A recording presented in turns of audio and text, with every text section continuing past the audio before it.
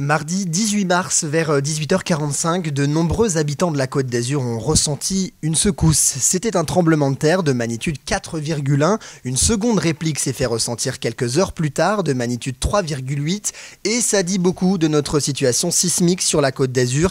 Y a-t-il des risques pour nous, niçois? On en parle ce matin avec Cédric Toirdy, qui est sismologue au laboratoire GeoAzur. Il travaille sur ces phénomènes. Il vient nous éclairer. Et en préambule, est-ce que vous pouvez déjà, Cédric, nous dire pourquoi la Côte d'Azur est-elle si touchée? Ouais, alors, en fait, ce qu'il faut savoir, c'est que un séisme, c'est quoi? La bonne analogie de ce que c'est qu'un séisme, c'est un élastique. C'est-à-dire que vous prenez un élastique, vous allez le tirer. Quand vous le tirez, il ne se passe pas grand-chose. Puis à bout d'un moment donné, il y a l'élastique qui va casser. Et quand il va casser, il va émettre un bruit que vous allez entendre dans vos oreilles. Un séisme, c'est exactement la même chose, mais à une dizaine, vingtaine de kilomètres de profondeur. Donc en gros, il y a les forces tectoniques, donc la tectonique des plaques qui agit sur l'ensemble du globe, qui va en fait compresser, qui va tordre un petit peu les cailloux. Au bout d'un moment, ces cailloux, ils ne peuvent plus résister davantage à la charge qui va leur être apposée.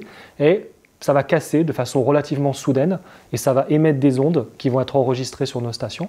Et en fait, ça, c'est ce qu'on appelle un séisme, justement. Et donc, pourquoi la Côte d'Azur, on a pas mal de séismes? C'est en fait justement lié à cette tectonique des plaques. Donc, on a cette grande plaque au sud, qui est la plaque africaine, qui est en train de progressivement de remonter au nord sur la grande plaque qu'on appelle la plaque eurasienne. Et au niveau de cette zone de déformation, donc autour de cette zone de contact, on a une accumulation des contraintes progressivement. Et donc, du coup, régulièrement, en Côte d'Azur, on a des séismes qui sont associés à ce contexte tectonique général. Quand vous dites régulièrement, est-ce qu'on a, est-ce qu'on a un temps? Est-ce qu'on sait à peu près quand ça peut arriver? Est-ce qu'il y en a plus que d'habitude ces dernières années? Comment comment on voit les choses par rapport à ce qui s'est passé, notamment la semaine dernière? Alors, il y a une chose dont on est assez certain dans notre profession, c'est que les séismes, on est incapable de les prévoir. C'est-à-dire, idéalement, un peu comme on pourrait faire de la météo, on voudrait pouvoir prédire les séismes comme on est capable de prédire que demain il va pleuvoir ou que demain il va faire du vent. Actuellement, on en est incapable. On peut donner des grandes tendances, c'est-à-dire de dire qu'une région est en train de se déformer à cause de la tectonique des plaques. On sait que la région se déforme, que les plaques se rapprochent à une certaine vitesse. En général, ces vitesses, pour vous donner un ordre de grandeur, c'est quelques millimètres par an. Et donc, du coup, cette déformation, on sait qu'elle va générer au niveau des zones de faille des séismes. Maintenant, on n'est pas capable de dire exactement quand, on n'est pas capable de dire exactement où, et on n'est pas capable de dire si ce sera un petit séisme ou un gros séisme.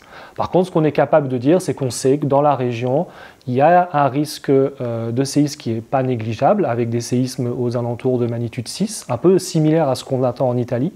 Mais effectivement, pouvoir dire quand et où exactement, ça c'est beaucoup plus compliqué et à l'heure actuelle impossible. Est-ce que ça sera éventuellement possible dans les prochaines années, avec les évolutions technologiques, d'en savoir un peu plus sur quand ça peut arriver et comment? Alors, il y a effectivement donc, beaucoup de travaux qui sont menés à ce sujet pour essayer justement d'arriver le plus possible à cette prédiction. Les nouvelles technologies, les nouvelles approches, pour l'instant, elles sont plutôt utilisées pour faire ce qu'on appelle de l'alerte précoce. Alors l'alerte précoce, c'est quoi? C'est d'essayer de détecter le plus rapidement possible les premières vibrations du sol. Et si on arrive à les détecter rapidement et à envoyer cette information aux populations, peut-être on pourra leur donner un temps de réponse de 1, 2, voire quelques secondes pour justement pouvoir au moins éventuellement se protéger, peut-être éventuellement sortir des bâtiments ou des choses comme ça. Donc là, c'est, on va dire, l'aspect de la recherche qui est le plus prometteur, on va dire, dans les années futures. Sur l'aspect prédiction, ça reste encore quelque chose qui est vraiment extrêmement, qui nous paraît à l'heure actuelle encore extrêmement lointain. C'est justement peut-être la question qu'on peut se poser, c'est que se posent toutes les personnes qui habitent sur la Côte d'Azur et qui ont ressenti là plusieurs tremblements depuis quelques jours, semaines. Est-ce qu'on encourt des risques? On sait que les tremblements de terre peuvent, s'ils sont assez forts, notamment générer des tsunamis, par exemple. Est-ce que c'est un risque réel? Est-ce qu'on doit avoir peur de ça? Alors, dans la région Côte d'Azur, effectivement, alors pour remettre en contexte, le séisme du 18 mars, il a eu lieu donc au nord de Nice.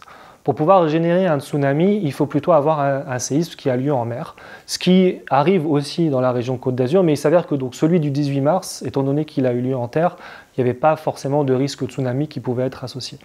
Effectivement, par contre, il y a de la sismicité en Côte d'Azur qui a lieu en mer. Pour l'instant, cette sismicité qu'on enregistre sur les dernières dizaines d'années, ça reste de la sismicité petite ou modérée, donc c'est-à-dire des séismes de magnitude autour de 4.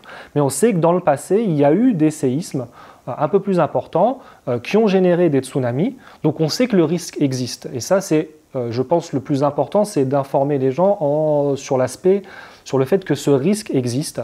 Maintenant, à nouveau, on ne sait pas quand, on ne sait pas où, mais l'avantage de savoir que ce risque existe, c'est qu'on peut justement prendre des initiatives ou prendre des précautions pour le jour où ce genre de phénomène arrive. Vous parliez justement d'anciens séismes. On a retrouvé une trace en 1887, ça remonte, mais qui effectivement était de magnitude 6,3 et qui avait quand même causé la mort de 635 personnes et qui avait donc provoqué un tsunami. Et effectivement, c'est là qu'on voit que c'est possible, voilà, effectivement. Exactement. Dans la région, le dernier grand séisme en date historique, c'est justement celui de 87, avec effectivement des traces dans les failles sous-marines de ce séisme et des témoignages à la fois donc, des dégâts et du tsunami qui a été engendré. Donc à nouveau, on sait que c'est possible dans la région et donc du coup, ça nous permet de se dire, ok, vu qu'on sait que ça peut avoir lieu, autant se préparer. Alors vous dites que celui de la semaine dernière s'est déroulé plutôt sur les terres de Nice. Il y en a qui sont en mer. Comment expliquer que ça peut arriver une fois plutôt sur les terres, plutôt en mer? Comment l'expliquer?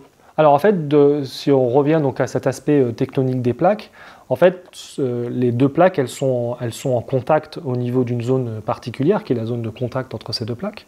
Mais en fait, la déformation, elle ne se fait pas uniquement au niveau de cette zone de contact, mais elle se fait sur une zone beaucoup plus large. De la même manière que si vous prenez deux côtés d'une feuille et que vous commencez à la plier, en fait, ça ne va pas juste se plier en un endroit en particulier, vous allez créer une espèce de forme de bosse un peu tordue.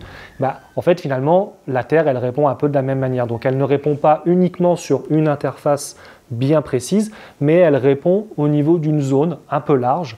Et donc, du coup, c'est pour ça que cette zone méditerranéenne, ou en tout cas autour de la Côte d'Azur, elle est déformée, elle est faillée. Et donc, du coup, suivant là où les contraintes ont été un petit peu plus accumulées par rapport à d'autres endroits, de temps en temps, le séisme il va être généré plutôt en mer, de temps en temps, il va être généré plutôt en terre.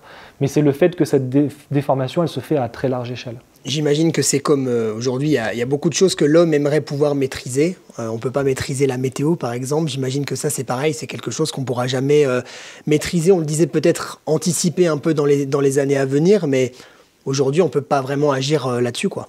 Exactement. À l'heure actuelle, la prédiction des séismes et l'action qu'on peut avoir sur un séisme, elle est nulle en fait, c'est-à-dire qu'on est incapable de savoir exactement où. Pour vous donner des échelles, à nouveau des ordres de grandeur, ce qu'on est capable de faire actuellement en termes de, on n'appelle plus ça de la prédiction, mais plutôt de la prévision, c'est d'être capable de dire en gros, dans les X prochaines années, sur une zone qui fait quelques X centaines de kilomètres, il y a la probabilité d'avoir un séisme d'une certaine magnitude. Donc ça, effectivement, c'est une info qu'on sait, mais ce n'est pas une info suffisamment précise pour arriver à l'évacuation d'une ville ou en prévention, quoi. C'est des choses qui sont beaucoup trop lâches. Et donc, idéalement, on voudrait arriver à demain, à 13h32, il y aura un séisme de magnitude supérieure à 5 à tel endroit. Ça serait l'idéal, mais ça, à nouveau, on en est encore très loin et c'est très difficile de savoir si on sera un jour capable de toucher du doigt cette question, en tout cas avec ce degré de précision. On ne l'a pas précisé, mais peut-être juste préciser cette échelle de magnitude, parce qu'on parle de magnitude, mais finalement, celui qu'on a ressenti donc, le 18 mars, c'était de 4,1, une réplique de 3,8, on a parlé sur le séisme de 1887 d'une magnitude 6,3. Qu'est-ce que ça veut dire ça concrètement, et est-ce que c'est beaucoup, pas beaucoup? Alors, la magnitude d'un séisme, en fait, c'est un nombre que nous, scientifiques, on utilise et qui est un nombre qui résume en gros l'énergie qui a été libérée par le séisme. Donc nous, on a des modèles mathématiques qui nous permettent de calculer un peu cette énergie qui a été libérée, mais du coup, pour pouvoir la communiquer, on l'a résumée en un seul nombre qu'on appelle la magnitude. Ce qu'il faut savoir, en gros, c'est qu'entre 2 points de magnitude, donc entre un magnitude 5 et un magnitude 6, il y a 30 fois plus d'énergie qui a été libérée. Donc ça, c'est pour donner un ordre de grandeur. Ensuite, pour un petit peu se rendre compte de l'intensité d'un séisme, donc un séisme de magnitude 6, comme celui de 1887, c'est typiquement ce qui s'est passé donc à Amatrice en 2016 en Italie, ou à L'Aquila en 2009 aussi en Italie, donc avec tous les dégâts que ça a pu provoquer. Les plus grands séismes qu'on connaît, donc ça va être par exemple donc le séisme de Fukushima au Japon, à magnitude 9. Ici, dans la région, on est plutôt autour de magnitude 4, magnitude 3, on va dire, qu'on enregistre relativement régulièrement. Donc on est quand même assez en dessous des séismes destructeurs, mais à nouveau, le séisme de 1887 nous montre que ce sont des choses qui sont capables d'arriver dans la région. Alors la question aussi que certaines personnes peuvent se poser, comme on ne peut pas anticiper, c'est comment réagir en cas de tremblement de terre. Alors, ce qu'il faut savoir, donc, en termes de réaction, c'est souvent assez compliqué parce que donc, le séisme arrive de façon assez soudaine. Donc, ce qu'on conseille aux gens, c'est de se mettre sous une table parce que le risque principal pendant un séisme, c'est par exemple qu'une une grosse armoire mal attachée commence à tomber. Et du coup, l'avantage d'être sous une table, c'est que potentiellement, vous vous protégez des chutes d'objets qui peuvent avoir autour de vous. Donc ça, c'est en gros ce qu'on vous conseille. Ensuite, vous attendez en vous accrochant à la table que les vibrations se terminent. Et ensuite, et seulement ensuite, vous évacuez éventuellement le bâtiment dans lequel vous êtes, en évitant forcément les ascenseurs qui peuvent avoir été endommagés. Dans la mesure du possible, de se mettre dans un espace relativement aéré, avec peu de chances de chute d'objets autour de vous. Merci beaucoup Cédric d'avoir été avec nous ce matin. Vous êtes donc, je le rappelle, physicien adjoint au sein de l'Observatoire de la Côte d'Azur et donc du laboratoire GeoAzur. Merci à vous.